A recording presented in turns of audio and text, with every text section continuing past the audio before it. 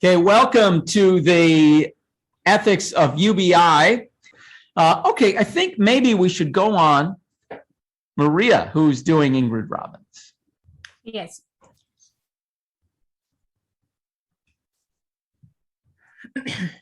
So, hello everyone, good afternoon. So I'm going to discuss the paper of Ingrid Robeyns stating the question, will a basic income do justice to women? In the introduction of this paper, the basic income proposal is generally discussed from 2 points of view. First one is the redistribution scheme based on the underlying theory of justice from Paris 1995. And the second one is the welfare state reform aimed at decreasing unemployment without worsening poverty. Atkinson, 1995, according to. So, basic income debate is multidisciplinary research, which typically include 4 points. The first one is the philosophical theories, Paris 1995. The second one is the economic analysis, providing theoretical analysis of implementation, proposal, and labor market effects.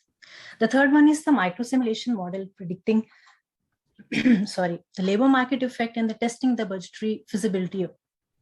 The fourth one is socioeconomic analysis studying the basic income in the context of the social policy, welfare state reform. So most of the research on the basic income is gender blind. For example, it cannot address the question if basic income would affect differently men and women. So gender analysis of basic income. Gender analysis of basic income is still research oriented due to 2 reasons. The first one, there is the public interest to know more about this issue. The second one, as per the 2001 study, there are the opposite claim being made about the expected gender effects.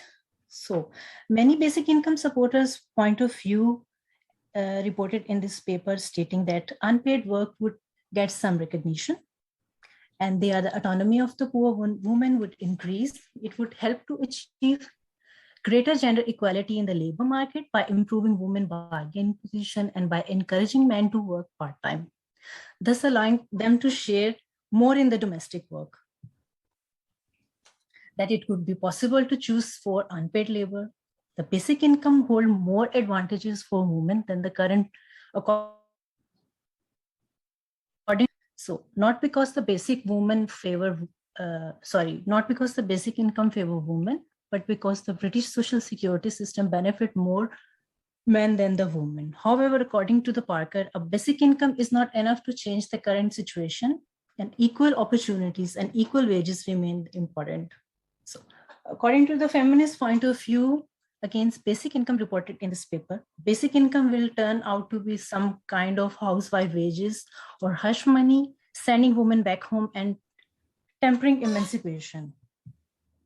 And the second point, according to the Orloff 1919, a basic income is not good strategy to reach gender equality and justice. She claimed that the unequal division of the household responsibility is crucial in the explanation of the disadvantages position of the woman in a society, that other element of the social policy which alters structure of the both paid and unpaid work, which can be much more effective to reach the gender justice. So, as per this paper, several authors on basic income, feminists, philosophers, and the feminist theorists did neglect the gender dimension and moral problem in perspective of basic income.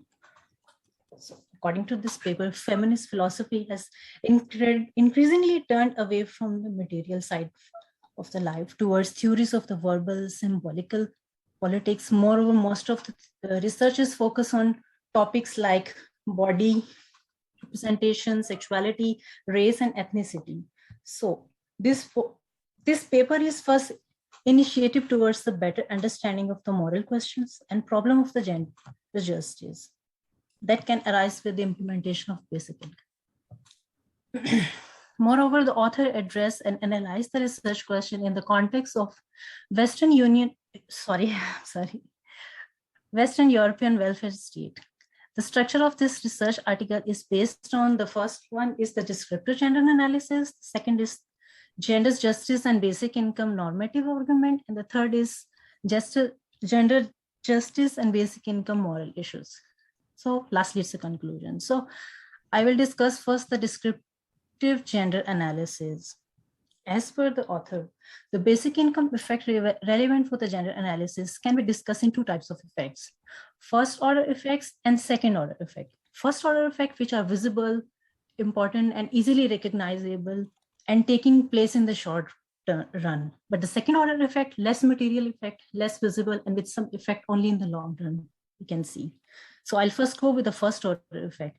First order effects consist of labor supply effect, total income effect, and effects of choice on labor and job. So according to the labor supply effect,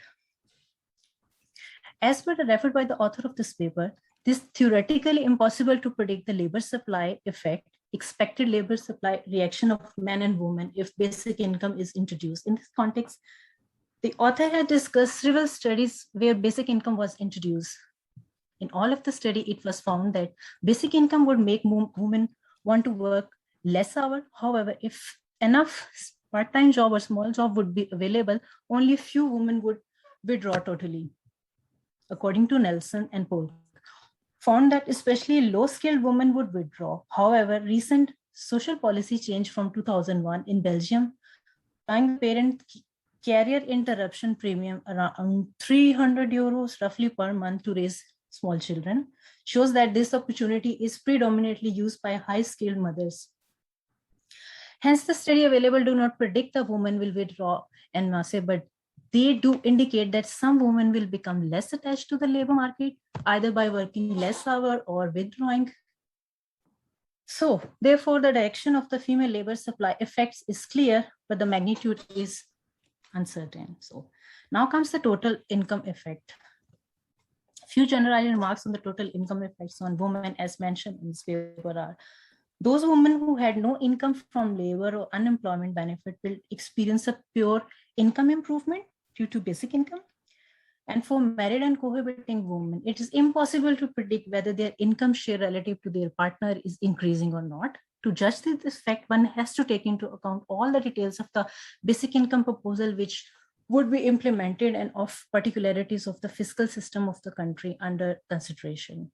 So for single mother, basic income appears to be an improvement because it is likely to weaken the poverty and unemployment trap for them.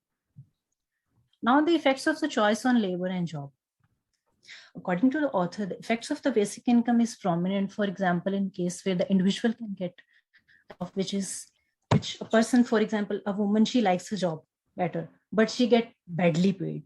In such scenario, unpaid care labor is preferred instead of the market labor. This trend is more of overserved in young women, according to this paper. So now it's a second order effect. Second order effects have many points. So starting with the revaluation of the unpaid work. Basic income implementation would lead to revaluation of the unpaid work, particularly in Western society, where there's a social tendency to undervalue unpaid work, for example, household work or the care work. Psychological effects on the housewife. Basic income give non-working housewife feeling of contribution in the income of the family, or to get more recognition for the care and the household work they do at their home. Bargaining position and power in the household. All family members gain the formation of the household, for example, residence, car, etc. However, the share of the each household can differ from one arrangement to another. These households are seen for cooperative conflicts, for example.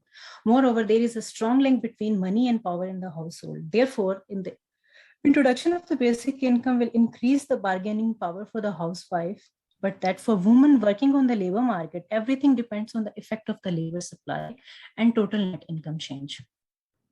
So now it's coming the non-pecuniary advantage of the paid labor. For example, the women working who opt to leave the labor market will not be able to take the advantage of the paid labor, which are, for example, the number one, network of the colleagues, a place where they could express or demonstrate their abilities or skill sets, feeling of self-esteem, enhanced social context, or more independent children. So the degrees of human capital and expected income in the long run.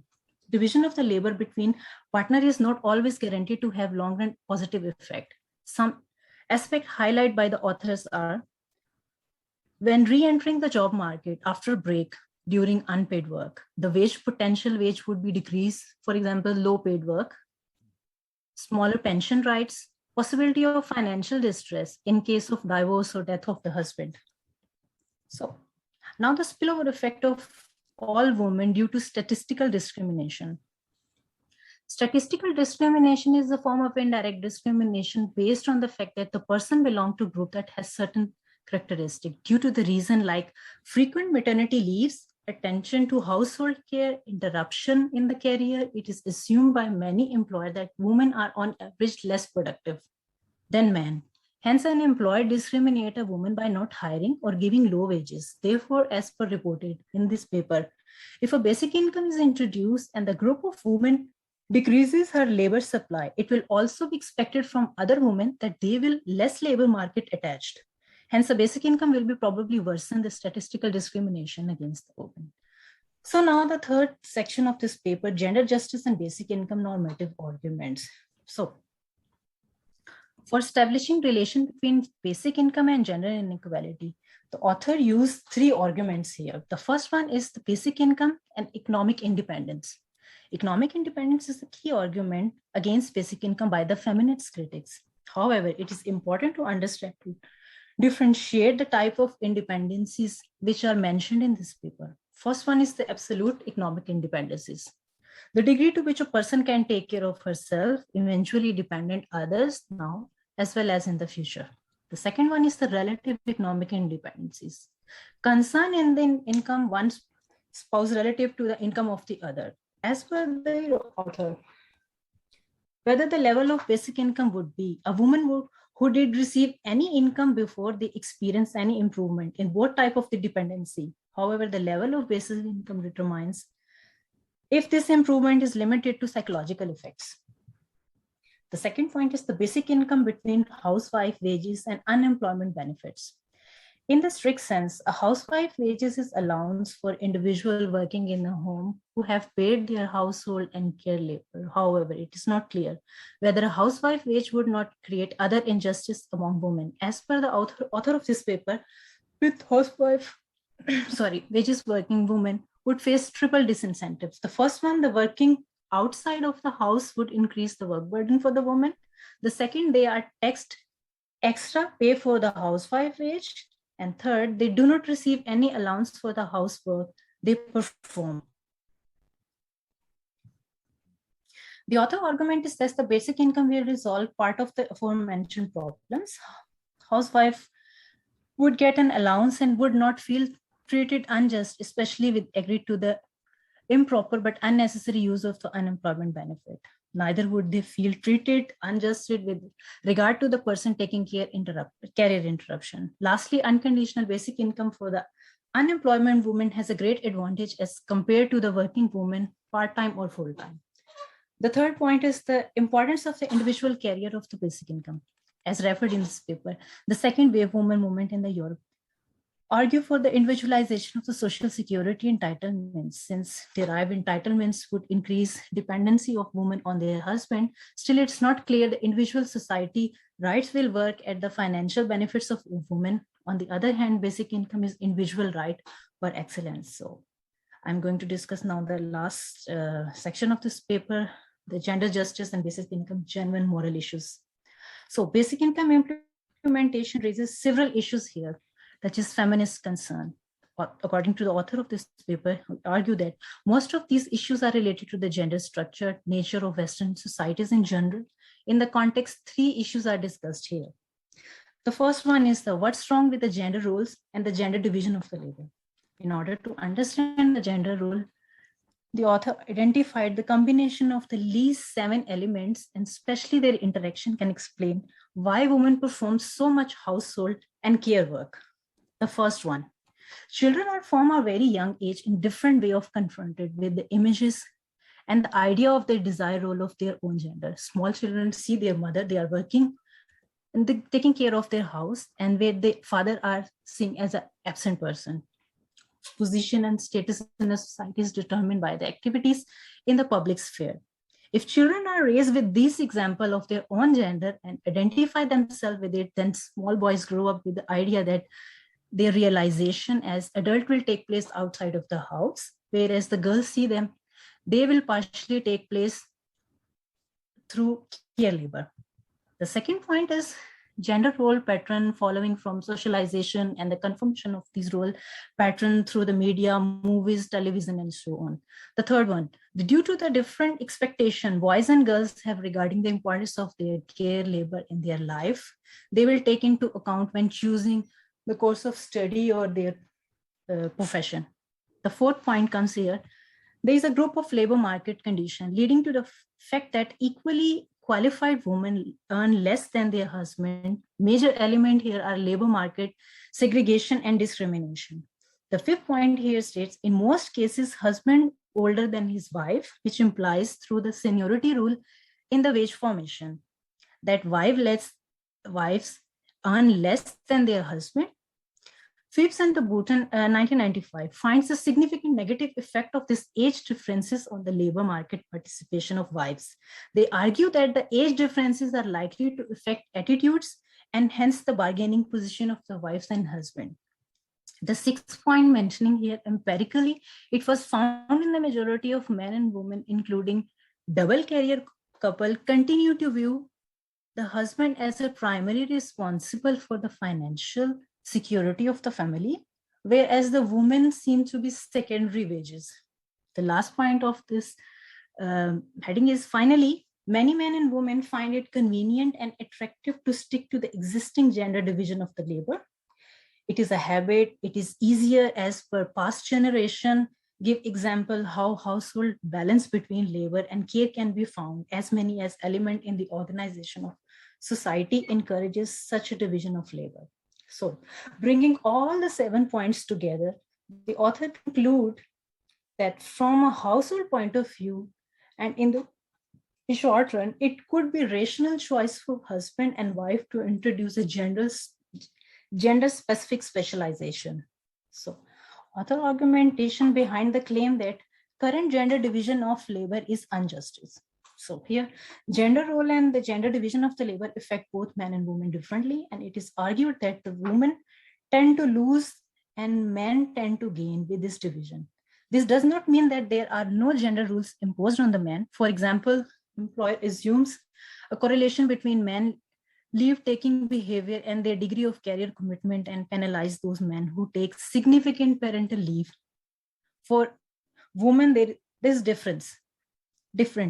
Due to the financial incentive or tradition, almost all the women take parental leave. So this cannot signal anything to the employer. Hence, we can expect that if all the fathers would take a significant parental leave, then this aspect of the gender role would change. And we might see men would be treated in the same way as women are treated now. So the second point, the basic income, more real freedom to choose or less. According to the author, generalized base, the reference literature that constrained on choices for men and women are different and group dependent. These constraints can be investment in earning, generating education, for example, discrimination, gender role, social norms, labor market, organization, other institutional arrangement, and moral beliefs. So the last point of this, women diversity and spillover effects. So according to this, it is clear that some women want to stay at home. In the liberal state, nobody can force them to work on labor market and bring their children to daycare. If basic income would be introduced for some women, the best option will shift from working outside the house, probably in the bad circumstances, doing a low-paid job or doing boring job or etc., to working at home. So to summarize, low-skilled women with low labor market attachment will definitely gain from the basic income. High-skilled women with strong labor market attachment will lose from the reinforcement of the gender role and statistical discrimination. For the group of the women, some effects of worsening are other. So the total effect is ambiguous. So according to author, he discussed the wide range of the effects of the basic income from gender perspective. As per the author, if basic income is implemented without any change in the social policy, there could be a blend of positive and negative effects. So now the positive and negative effects of this paper. The positive effects, number one, recognition of the unpaid work. The number two, care labor as a valuable contribution to life. Number third, increased flexibility of the choice between different type of labor. Number 4, financial support to single parent and housewife. Number 5, addressing the injustice and currently exists between the fiscal treatment for unemployment women versus women taking parental leave versus housewife problem, which cannot be solved by introducing housewife wage. The last point of this, since basic income is individual right, this might be positive for women, but only if this supplemented with the credit split system or a policy to equalize the man and woman earning.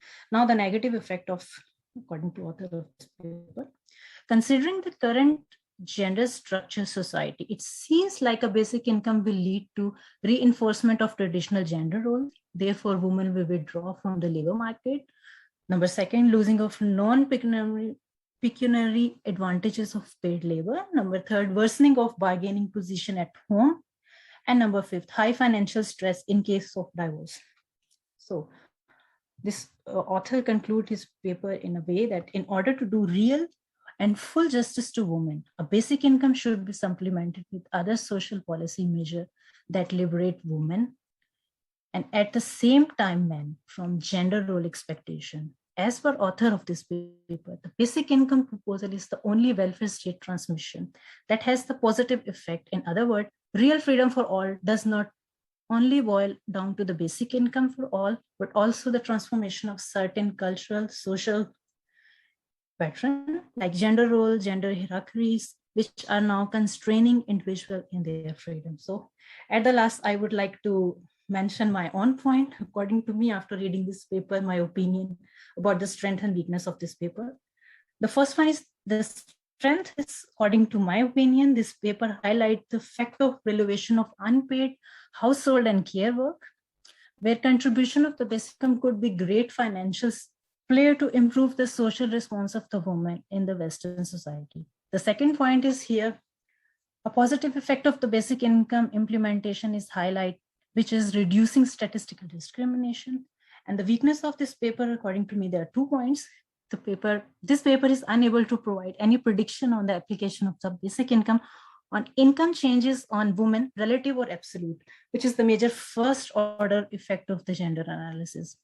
And the second, this paper is unable to establish against in the favor of the claim that can basic income will worsen women's economic independence be supported? Thank you.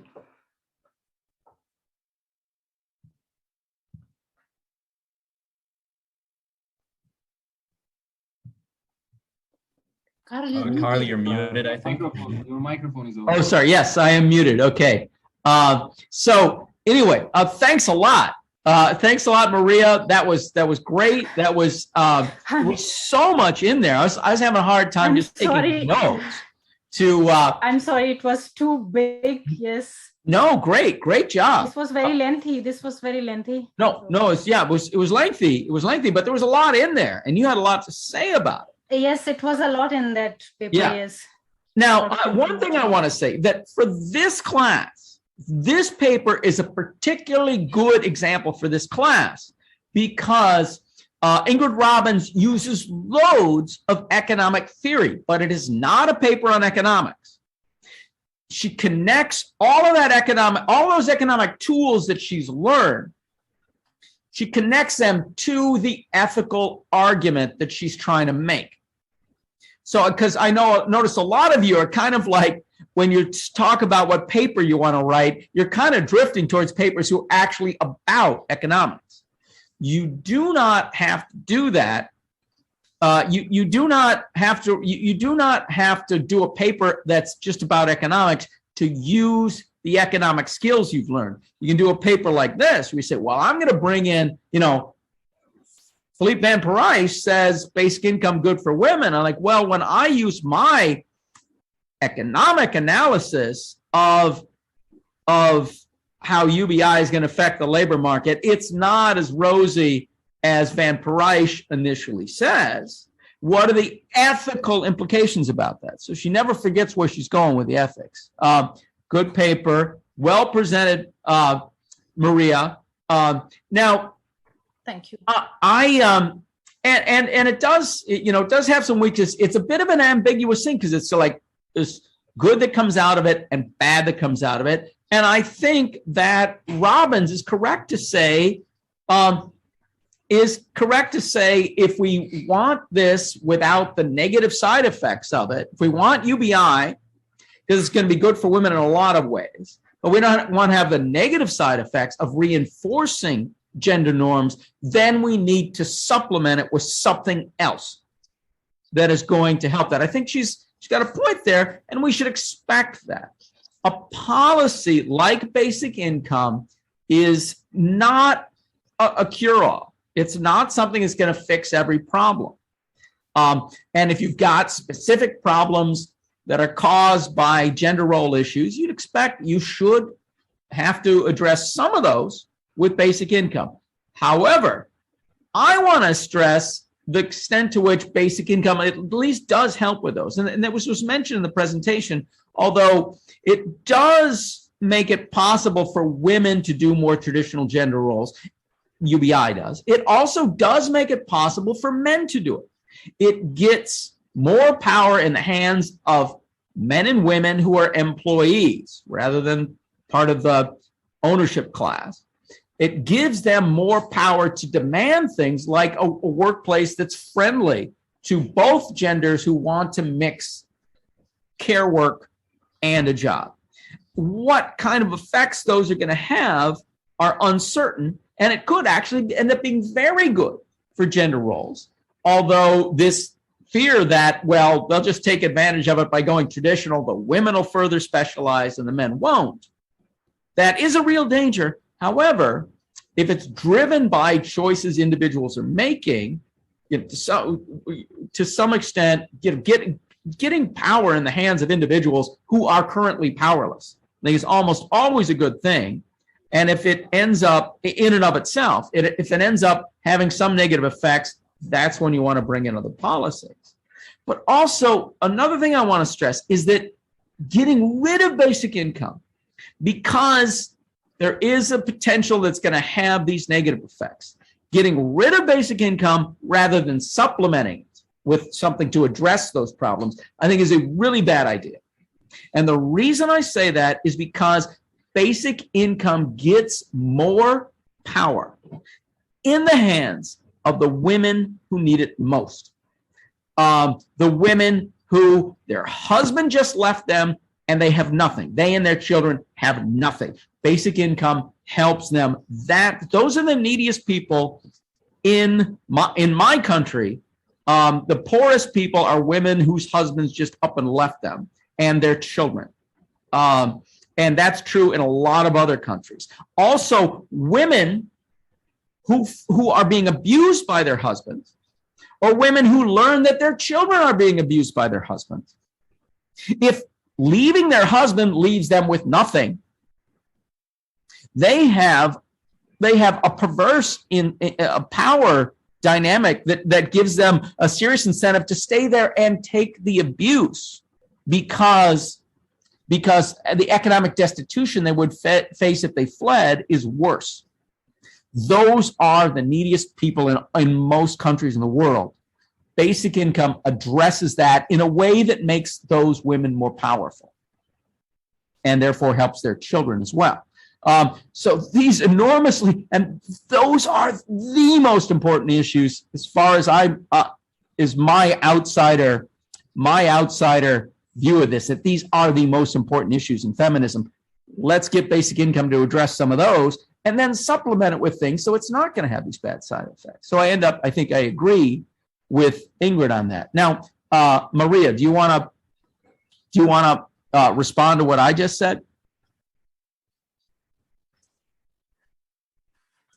I think the basic income is a very good cushion and support for those women, like Professor, you mentioned, those who are being left by their husband or due to some circumstances. Yeah, it's a big cushion for them. Yeah, but according to what I have read in this paper, and then there was a gender division, and then I made my opinion. But I strongly agree with your point of view. Yes, for those women and for those circumstances, basic income is a very good cushion and very good option for those women. Okay, Medha, you're next.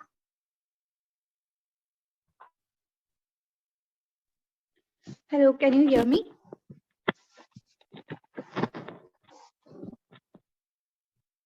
Hello, Hello, please speak. can you hear me? We can hear you just fine. Please say your count. Yeah.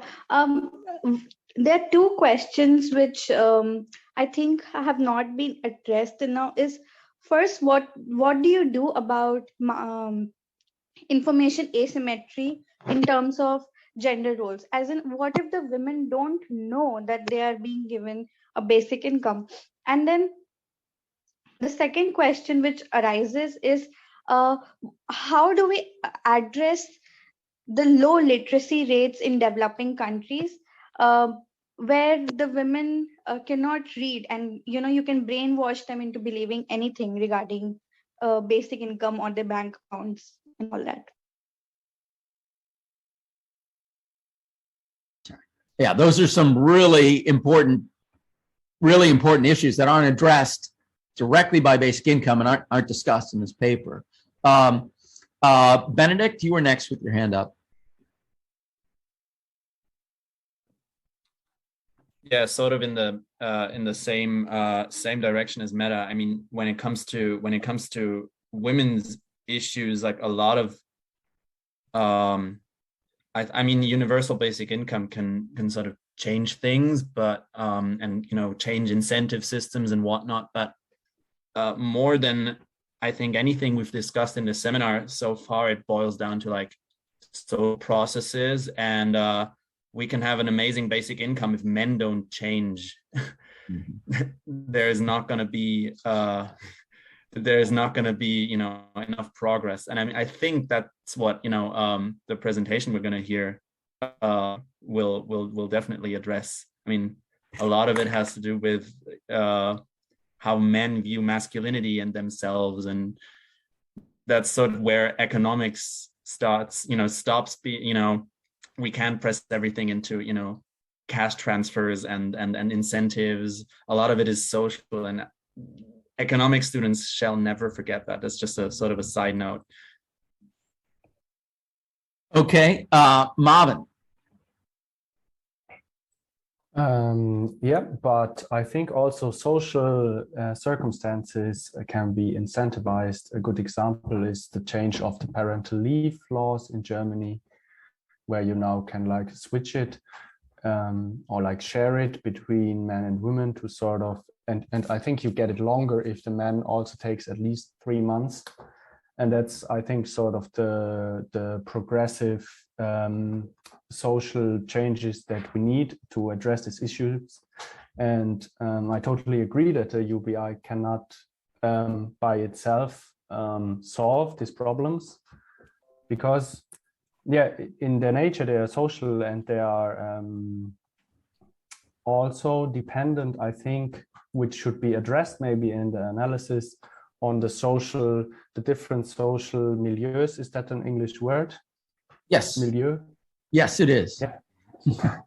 Yeah. In sociology, that's a very big concept. And I think it would maybe be really worthwhile to introduce that to analysis exactly of these topics that are connected with the UBI, where we're talking about social impact. Absolutely. The childcare money, like the recent change in legislation in Germany, is a pretty good example of how incentive systems can, actually achieve something. Absolutely. And still maybe just be a step forward, and not the final goal. Okay, Dritan. Yeah, I'd like to add something to that parental leave that Marvin just mentioned. Nordic countries are the best example that one can do. It's very close to an egalitarian justice. I mean, women and men are treated almost the same way. But when with the parental leave, only 1/4 of the men take their parental leave in full, but 3/4 of the women take the parental leave in full. So again, even if you do these policies, the gender roles will basically come down to will boil down to preferences of the individuals and how they want to live their life. I mean, you can incentivize, but Sweden, the Swedish example that I mentioned, well, provides that in practice wouldn't do quite much.